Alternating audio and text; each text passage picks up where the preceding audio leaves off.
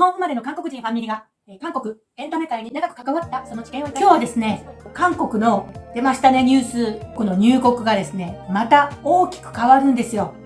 そして今韓国に行くには、そして、緩和措置どうなっていくのか、その辺のところをお知らせしたいと思います。2022年4月現在、パスポートと陰性証明の提示でスムーズに入国ができるようになりました。これね、パスポートにシール、陰性証明のシールを貼って、そのまま外に出れるんですよ。すごいですね。そんな時代が来るとは思わなかったです。入国後24時間以内の PCR 検査と、7日後1週間くらいのね、自分で検査する自主検査、その報告だけでもういいらしいんですよ。それでね、いろんなことから解放されるっていうのはすごいことですよね。こんなに変わって、他にもいろいろ変わったことがあります。そしてですね、ここからまたさらに緩和措置が、もっともっと緩和されていくようになるんですね。それはね、5月下旬からになります。6月になると、もう緩和措置が大幅に変化するらしいです。どんなニュースかというと、もう新型コロナを第1級感染症から除外しましょうっていうニュースが、もう轟き渡りました。でね、第2級になるってことなんですけども、水疱瘡とかはしかとかインフルエンザと同じ扱い。そしてどこの病院でも検査も受診も OK。その間、もう国の、お金で治療を受けたりとか、そういうことはもう今度できなくなるらしいんですけれども、海外渡航者、入国者、入国緩和っていうのもあるんじゃないでしょうかね。これでぐっと、韓国が今回のニュースを受けてですね、近くなる気がしますよね。さあ、そろそろ韓国に行く準備を早めた方がいいんじゃないんでしょうかね。今回は、この順番でお話をしていきたいと思います。ざっとこれらについてお話ししていきますけれども、最後に韓国にはいつからもう普通に行けるようになるのか、そんなことがすごく気になると思うので、これからの展望を含めてお話ししていきますね。韓国の現状です。2021年11月、各制限の緩和がありました。ここに来てね、去年の11月ですけれども、ちょっとだけ緩和が行われたんですね。で、今年の1月1日平均、1万人ですね、感染者が。で、この頃はね、まだね、これでも多いと思ってたんですけどね、私の近所の、私今小屋市に住んでますけども、ちょっとソウルから離れてるんですよ。それで1日に数十人、80人とかでビクビクしてたんですよ。そんな、1月はそれくらいだったんですけども、ソウルはもっといましたよ。ソウルはもっといましたけれども、小屋市はそれぐらいだったんです。4月現在、1日4万人感染です。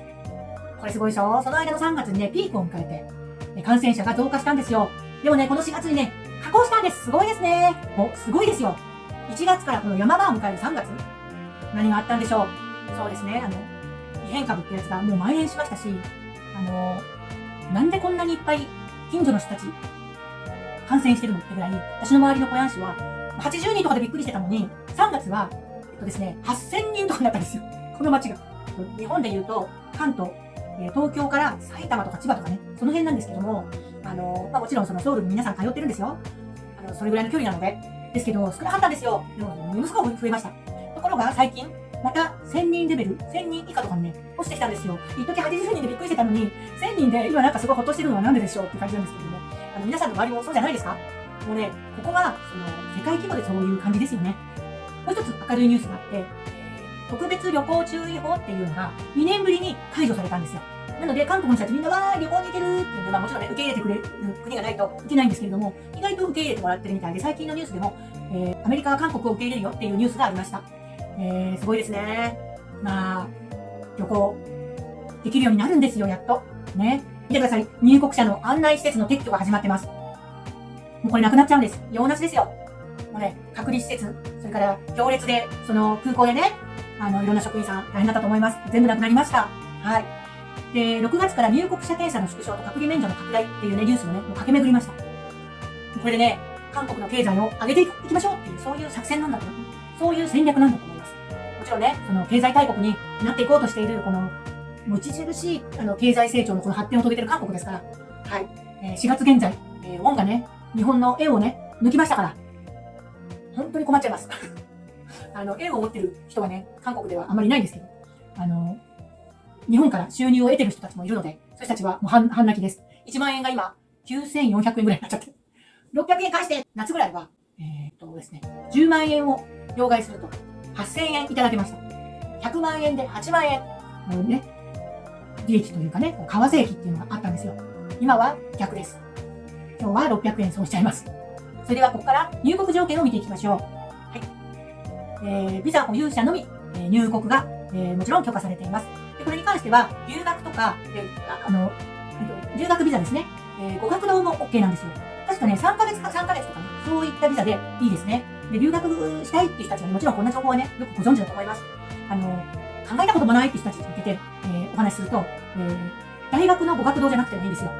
街にね、語学を教えてるところがあるんですけど、そういうところでもビザ出しますよってところがあるんですね。そういうところを、インターネットとかでね、調べていただいて、語学留学してみてください。それはいつでも来れます。あとですね、ビジネスビザですね。ビジネスビザに関してはもちろんお仕事で、こちらに、どこどこと対面して、お仕事があるのでということで、韓国に入国する方も取れますよね。それこそ1週間ぐらい、打ち合わせがありますとか、そういったことで入国されている方もいらっしゃいます。もちろん、就職するって方もいらっしゃるかと思います。で、就職に関してなんですけど、就職の就労ビザですね。いきなり就労ビザで来るっていうよりも、やはり皆さんね、これはね、結婚ビザの人もそうなんですけど、皆さんね、語学ビザ取ってます。語学堂のね、ビザを申請して、それで3ヶ月いながら、その中で、就職活動とか、結婚活動とか、それこそね、結婚式の準備とかなさっているって方が、私の周りではたくさんいますし、ツイッターとかでもそういう方をお見かけしますね。はい。それから、これは、私もそうなんですけれども、私の娘もそうだったんですが、例えば私は韓国人なのでビザはいらないんですね。ただし、子供、日本人と結婚してとか、日本で生まれた子に関しては、どっちの国籍取りますかって20歳の時に決めるんですけど、決めかねましたって人たちとか、うっかり知らないよみたいな人いるんですよ。20歳の時に決めかねたっていう人もたくさんいて、そういう方々が、調べてもね、なかなかね、韓国でビザどうやって取るのっていうのがね、わからなかった人がたくさんいらっしゃいます。で、それはね、F2 ビザっていうのがあって、親が、韓国人であれば、日本の国籍の子でも、F2 ビザは取れます。で、その時は、親との関係でもちろんね、国籍が別なので、本籍がね、違ってたりするんですね。それは出生証明とか、親子の関係を証明するものを持っていって、そして手続きができます。で、それの、ちょっとね、込み入ったやり方もあるので、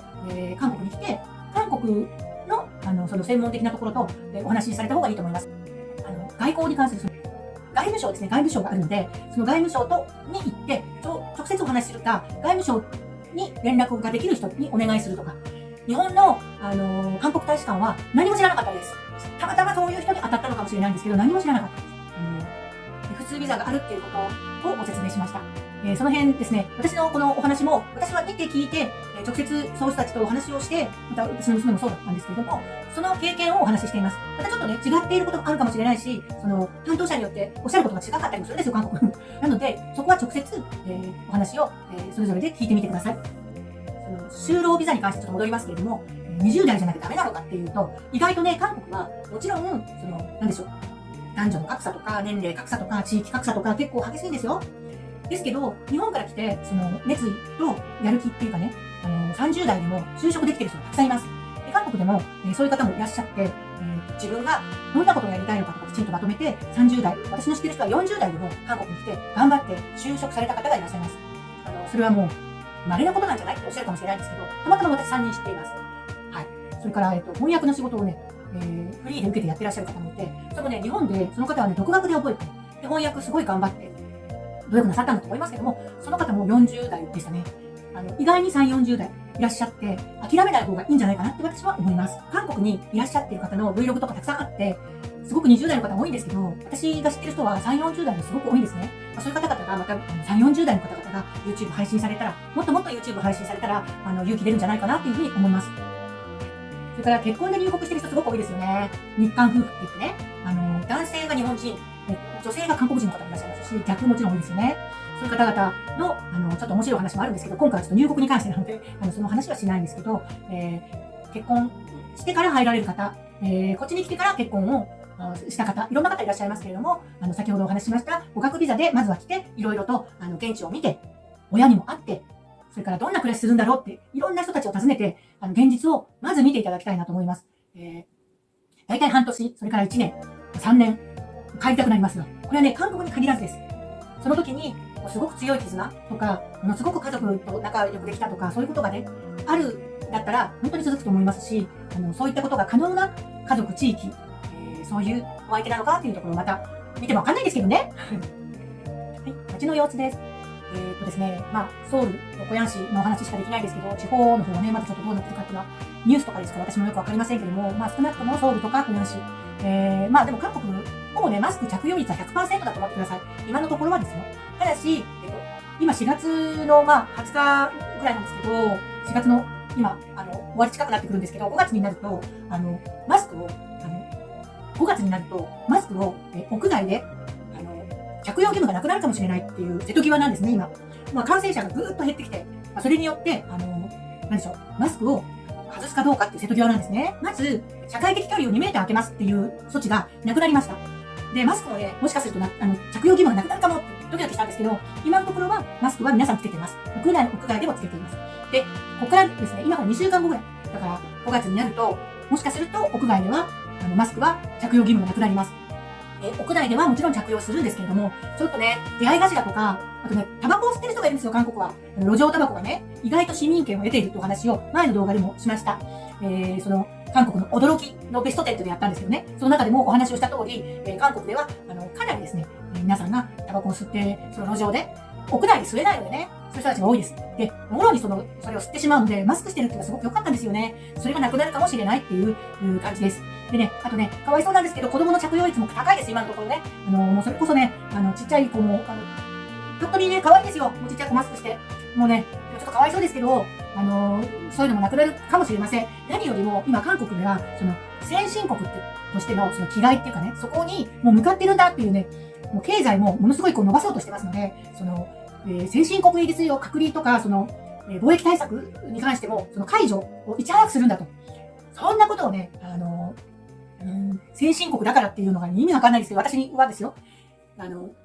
何もかも解除して大丈夫なのっていう気はします。確かに、感染者はぐっとは落ちてはきました。この検査をバッチリやる国に、嘘はないと思うんですけど、かなりですね、皆さん会食が大好きなんですよ。この国の方々はね。控えてるって言いながら、もうカフェとかもね、結構人が多いです。で、今ですね、ニュースでも見ましたけれども、飲食店の、解除のね、時間がね、飲食店の、制限時間がなくなったんですよ。閉店しなさいっていうね。それから人数制限もありまして、そういうものもなくなってしまったんです。さあ、これからどうなるかっていうところが、ちょっと見ものでもありますし、お願いだから広がらないでって祈るような気持ちで、海外からね、入国したい方々はね、そういうふうに思ってらっしゃるかと思います。韓国の、この今の、現状はですね、そういうどっちにも今転ぶよというような状況にあるかもしれません。韓国にはいつから行けますか？はい。ビジネスも留学ビザの方々は通常の、スケジュールで入国して生活できます。観光も経済最優先している今の、韓国の、現状ですと、もうね、経済盛り上げるためにね、夏過ぎにはね、あり得るかもしれないんですよ。